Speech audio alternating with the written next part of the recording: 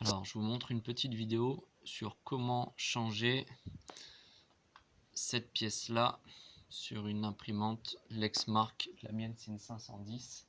Mais a priori, c'est la même chose sur plein d'autres modèles sans tout démonter. Je viens d'en faire déjà un, donc j'ai compris comment ça fonctionnait. C'est assez simple. Donc en fait, il faut venir sortir le petit circlips qui est ici. Donc, voilà, on le voit ici. Donc ce circlips, il faut venir avec un tournevis le soulever. On met son doigt au-dessus pour... Voilà, là il est sorti. Le but c'est qu'il s'en aille pas. Ensuite dedans il y a un axe. Quand on tire dessus, il y a un axe là qui apparaît. L'axe, on vient avec une pince le sortir. Je vais essayer de bien filmer. On vient sortir l'axe qui est ici. De là, on peut tirer sur cette pièce-là pour la sortir. Je fais tout à une main, c'est pas simple.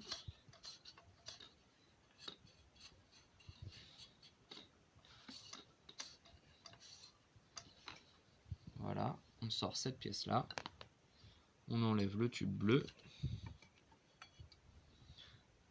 Ce qui nous permet d'accéder au tube noir en dessous. Le tube noir, là, il n'y a plus rien à démonter maintenant. Il y a juste une petite manip à faire. Je pense qu'on va la faire de l'autre côté. Voilà, ça se situe ici. Ici, il y a une petite pièce à tourner, en fait. Alors, voilà, ici, je ne sais pas si on voit bien. Il y a une petite pièce en plastique à tourner. On va la voir mieux après. Si elle veut bien, il y a un sens, je crois, pour la tourner. Je suis désolé pour la qualité de la vidéo. Je suis pas du tout youtubeur. J'essaie juste d'aider ceux qui ont galéré comme moi avant. Je vais la retourner encore. Hop. Il faut pousser sur cette pièce là.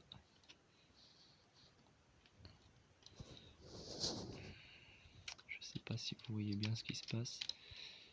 Où il faut tirer dessus.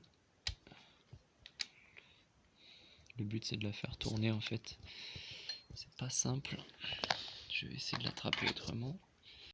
Je vous reprends. Donc il y avait une petite pièce à faire tourner ici. Je vais la sortir, on la verra mieux après. Voilà. Normalement, elle devrait sortir. Voilà, c'est ça. Et là, mon tube bleu est sorti. C'est cette petite pièce-là, qui est en forme d'excentrique, qu'il faut venir tourner. Voilà, il y a un plat en fait, il faut la faire tourner pour pouvoir sortir l'axe noir. Donc là, je remets mon nouvel axe.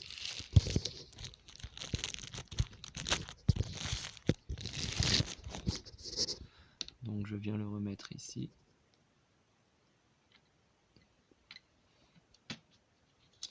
La petite pièce qui est là, qui a sauté, on vient la remettre à sa place. C'est pas très simple, ça manque de place, mais voilà, il faut la remettre en place. Je vais essayer d'y arriver. Je vous reprends juste après, je vais la remettre en place. Alors, voilà, je viens de la remettre en place. Et en fait, la petite pièce noire là, je sais pas si on va bien le voir. Il faut la pousser dedans et la tourner comme ça, jusqu'à aller la verrouiller. Et le rouleau est changé. Il faut remettre la pièce bleue, le rouleau bleu, et c'est fait. Voilà, c'est très rapide, il n'y a pas besoin de tout démonter.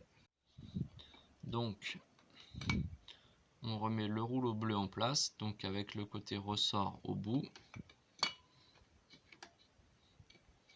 Ici, on vient renfiler l'axe dedans.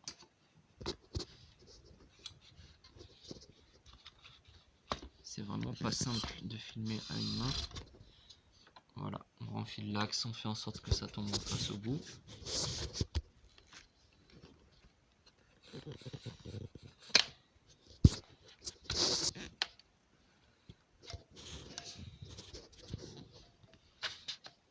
Voilà, l'axe est remis.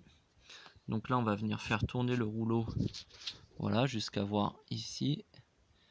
Et le but, c'est de retrouver le trou ici pour remettre la petite goupille, donc qui est là. On vient la remettre en place. Voilà. Ensuite, on la remet dans son logement. Et il ne nous reste plus qu'à remettre en place le circlips qui est ici.